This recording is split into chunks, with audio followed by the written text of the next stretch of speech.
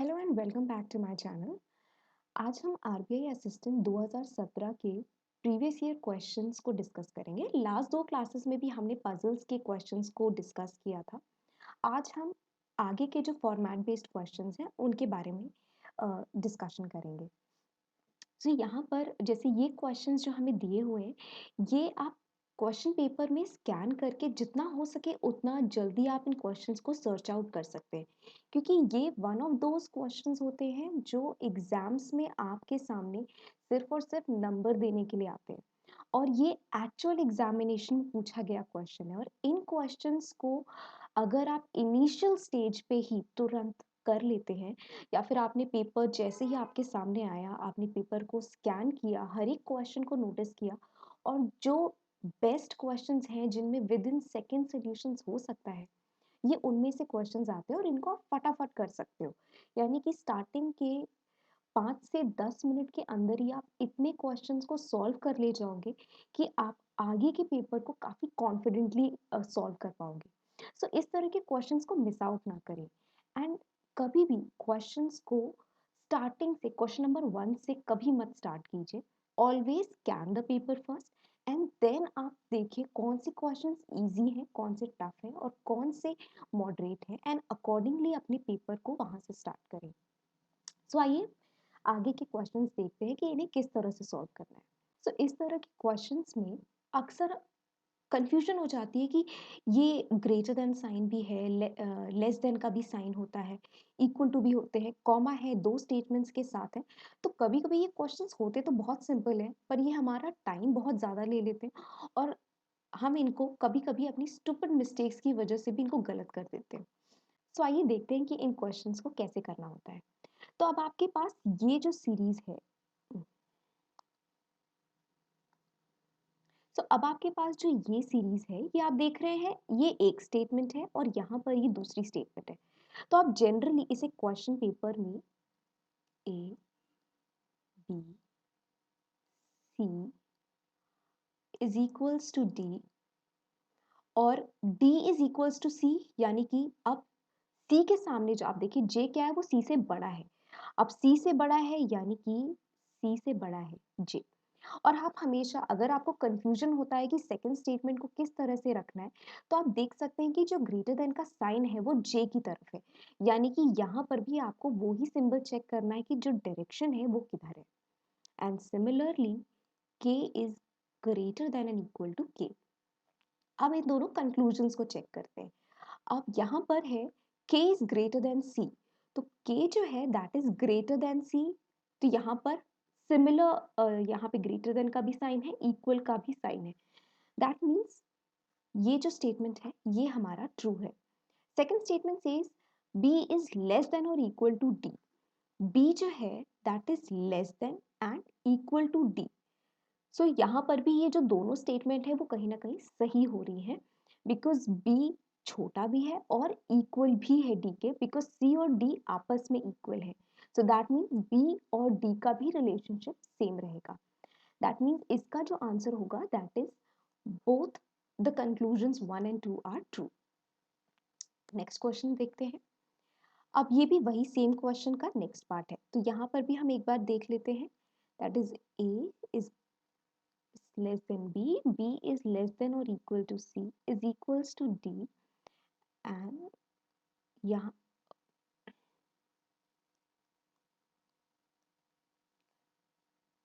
यहाँ पे आ गया ये आपका j और ये इक्वल टू हो गया k। अब नेक्स्ट स्टेटमेंट आपका जो कहता है that is a is greater than और equal to j। a is greater than, अब यहाँ पे सारे सिंबल्स बता रहे हैं दैट a सबसे छोटा है, बाकी सब उससे बड़े हैं। तो यानी कि पहला स्टेटमेंट तो वहीं पे कॉन्ट्रडिक्ट हो गया कि a तो बड़ा हो ही नहीं सकता। Second state k is greater then b, k is greater then b। तो ऑफ कोर्स यहाँ पर आप देखें कि ग्रेटर देन का साइन जो है वो b से और k के बीच में, और सारे के सारे जो डायरेक्शंस हैं वो सेम डायरेक्शन में जा रहे हैं, कोई भी ऑपोजिट नहीं। दैट मीन्स ये सेकंड कंक्लूजन आपका ट्रू है, यानी कि ऑप्शन बी आपका करेक्ट आंसर हो गया। That only conclusion 2 is correct. Next question देखते हैं। अब यहाँ पर आपकी सिंगल स्टेटमेंट है, यहाँ पे आपको दो पेयर्स नहीं दिए गए हैं कि आपको अलग अलग स्टेटमेंट को कंबाइन करना पड़ेगा, यहाँ पे सिंगल स्टेटमेंट है। तो अब इसके कंक्लूजन को चेक करते हैं। b is greater than n, तो b is greater than l which is greater than a which is greater than equal to n। हमें b और n की रिलेशनशिप पूछी गई है, that it is greater than n। तो definitely ये हर हाल में हमें दिख रहा है कि b is greater than n। That is statement 1 is correct. Second statement is k is greater than l। k जो है वो l से बड़ा है, बट आप यहाँ पे देखिए k और l के रिलेशन के बीच में जो साइंस है वो एक इधर जा रहा है, एक इधर जा रहा है। दैट मीन्स ये कंक्लूजन आपका सही नहीं हो सकता किसी भी कंडीशन पे, यानी कि only conclusion A is correct. Next question number 4। अब इस it is the same question, बस आपके कंक्लूजन्स डिफरेंट है। सो L is greater than n, so L जो है वो n से बड़ा है, so that is correct, L is greater than n. Now second says L is equal to n, L is equal to n। ये गलत हो गया आपका, बिकॉज a L जो है वो a से तो बड़ा है, बट a n के बड़ा या बराबर है, बट L और N के बीच में A आ रहा है, और A जो है वो इक्वल के साइन के साथ नहीं है, वो लेस देन के साइन के साथ है, यानी कि L जो है वो बड़ा है और A छोटा है, यानी कि आइदर वे A और N तो बराबर हो सकते हैं, बट L और A बराबर नहीं हो सकते। दैट मीन्स आपका सेकेंड कंक्लूजन जो है वो गलत है। That means option A is the correct answer, that only conclusion 1 is correct. अब आते हैं नेक्स्ट क्वेश्चन पे। ये आपका डायरेक्शन बेस्ड क्वेश्चन है। So Raj leaves his home and goes straight 20 meters, then turns right and goes 10 meters. He then turns left and goes 30 meters and finally turns right and starts walking. If he is moving in the north direction, then in which direction did he start his walking? Okay, so let's see.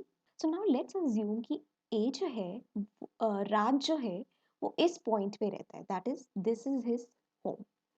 अब Raj leaves his home and goes 20 metres straight. अब वो यहाँ से 20 metres आपका straight चलता है, then he turns to his right, यानी कि अभी स्ट्रेट चल रहा है, यानी कि जो आपका राइट है वही क्वेश्चन का भी राइट हुआ। सो दैट मीन्स वो यहाँ से टर्न हुआ और 10 मीटर्स यहाँ पे चला, then he turns to his left. अब अगर वो यहाँ जा रहा है, लेफ्ट उसका किधर हो जाएगा, इस डायरेक्शन में, and he is going around 30 meters he is going to the left, then again he turns right and starts walking। अब यहाँ से he turns again and starts walking, यहाँ पे अपने राइट में टर्न करता है और वॉक करना स्टार्ट कर देता है। Now if he is moving in the north direction, यानी कि अगर ये जो डायरेक्शन वो जा रहा है ये अगर नॉर्थ है, then in which direction did he start walking, तो उसने किस डायरेक्शन से वॉक करना स्टार्ट किया था कि वो ये नॉर्थ के डायरेक्शन में आ गया।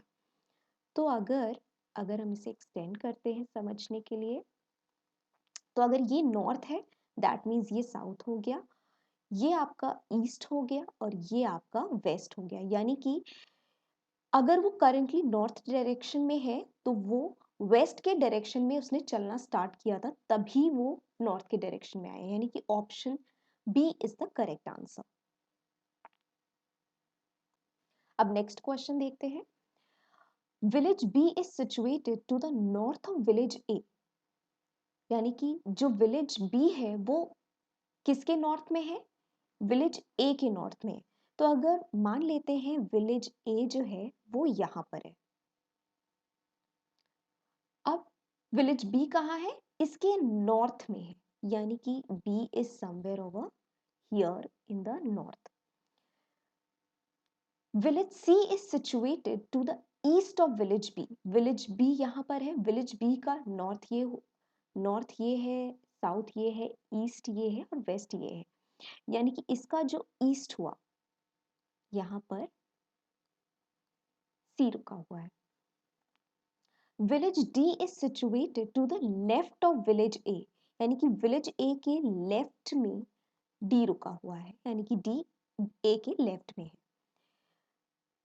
इन which direction is village D situated with respect to C. अब विलेज सी के रिस्पेक्ट में डी किस डायरेक्शन में है? तो ये अगर देखा जाए नॉर्थ साउथ ईस्ट वेस्ट, तो सी के पॉइंट ऑफ व्यू से डी किधर हुआ? वो समवेयर इस डायरेक्शन में हुआ, दैट इज आपका साउथ वेस्ट के डायरेक्शन में। यानी कि यहाँ पर आपका साउथ वेस्ट ऑप्शन है ही नहीं, यानी कि ऑप्शन डी जो है वो आपका करेक्ट आंसर है, दैट सी के रिस्पेक्ट में डी जो है वो साउथ वेस्ट के डायरेक्शन में है। सो ऑप्शन के अकॉर्डिंग वो आपका ई हो गया, that is none of these. अब नेक्स्ट क्वेश्चन देखते हैं। Rohan said pointing towards a picture that picture is a sister of grandson of father of my maternal uncle. How is the lady in the picture related to Rohan? अब ये blood relation के questions जो होते हैं, ये होते तो काफ़ी इजी हैं, बिकॉज इन्हें हम अपने पर्सनल पॉइंट ऑफ व्यू से भी कैलकुलेट कर सकते हैं, अपने आप को सिचुएशन में रख के, तो वो काफ़ी इजी हो जाता है क्वेश्चंस को डिडक्ट कर पाना। सो सिमिलरली इस क्वेश्चन में भी देखते हैं। अब the question says Rohan is pointing towards a picture, that picture is a sister of grandson of father of my maternal uncle. किसका maternal uncle? रोहन का maternal uncle. So रोहन के जो maternal uncle है, maternal uncle, so रोहन के जो maternal uncle है, grandson of father of my maternal uncle, यानी कि मैटरनल अंकल के फादर का ग्रैंडसन, हम ऑपोजिट डायरेक्शन में जा रहे हैं। मैटरनल अंकल के जो फादर हैं, जो उनके फादर हैं, उनका ग्रैंडसन, यानी कि इनका जो बेटा होगा सन, उनका जो बेटा है सन, यही हुआ इनका ग्रैंडसन। ठीक है। The picture is a sister of grandson of father of my maternal uncle, यानी कि मेरे maternal uncle के जो फादर का ग्रैंडसन है वो उनकी बहन है, ग्रैंडसन की बहन है, सिस्टर, जिसकी पिक्चर को रोहन देख रहा है। यानी कि रोहन के रिस्पेक्ट में अगर देखा जाए तो रोहन के रिस्पेक्ट में उसकी सिस्टर क्या लगी? वो उसकी मैटरनल साइड पे है, यानी कि मैटरनल अंकल की फैमिली, यानी कि एक तरह से मम्मी के साइड के जो लोग होते हैं उन्हें हम मैटरनल बोल रहे होते हैं। तो यहाँ पर वो सिस्टर है, यानी कि वो लगेंगी कजिन, कजिन लगेंगी। कैसी कजिन? मैटरनल कजिन लगेंगी, यानी कि that lady is maternal cousin of Rohan. अगर इसमें कोई भी कंफ्यूजन हो so do let me know in the comment section. Otherwise ये बहुत ही सिंपल क्वेश्चन है, आपको सिर्फ रिवर्स ऑर्डर में चलना है और क्वेश्चन को आप वहां से इजीली डिडक्ट कर पाएंगे। अब नेक्स्ट क्वेश्चन देखते हैं। Priya points towards Pritam and says that person is the only son in law of my father, how is Priya related to Pritam? अब ये तो बहुत इजी क्वेश्चन हो गया, मतलब ब्लड रिलेशन में भी अगर हम ये वाला क्वेश्चन देखें तो it is slightly complicated, but ये वाला क्वेश्चन तो बहुत ही ज़्यादा इजी है। डायरेक्ट आपको इसका जो सोल्यूशन है वो मिल जाएगा बिना चार्ट बनाए भी, क्योंकि इसमें कहा है दैट पर्सन, प्रीतम की तरफ पॉइंट करके प्रिया ने बोला that person is the only son in law of my father. किसका फादर? प्रिया के जो फादर हैं उसका only son in law, only son in law, यानी कि प्रिया उनकी इकलौती बेटी हुई, यानी कि इन दोनों के बीच में क्या रिलेशन हुआ? ये इनकी वाइफ हुई, यानी कि how is Priya related to Pritam? Priya जो है वो प्रीतम की वाइफ हैं। सो ये काफ़ी सिंपल क्वेश्चन था, इसको बिल्कुल भी आप स्किप नहीं कर सकते हैं एग्ज़ाम में, बिकॉज़ ये जैसा कि मैंने पहले भी कहा है, ये क्वेश्चंस एक तरह से फ्री फंड के मार्क्स होते हैं और ये जनरली बच्चे स्किप कर जाते हैं या फिर उनके पास टाइम नहीं बचता है एट द एंड कि वो इन्हें सॉल्व कर सकें। बिकॉज़ वो जो डिफ़िकल्ट पज़ल्स होती हैं या फिर जो सिटिंग अरेंजमेंट या फिर अलग जो आपकी पज़ल्स आ रही होती है, उसमें बच्चे जूझने लगते हैं और इतने सिंपल क्वेश्चंस को कभी-कभी लास्ट के लिए छोड़ देते हैं या कभी-कभी वो पहुँच नहीं पाते उन क्वेश्चंस तक। तो बिल्कुल भी ऐसी गलती ना करें एग्ज़ाम में। तो सबसे पहले क्वेश्चन पेपर को स्कैन कीजिए और ईज़िली क्वेश्चंस को डिडक्ट कीजिए कि कौन से पहले करने हैं और कौन से बाद में, और ईज़िली आप अपने पेपर को क्वालीफाई कर पाएँगे।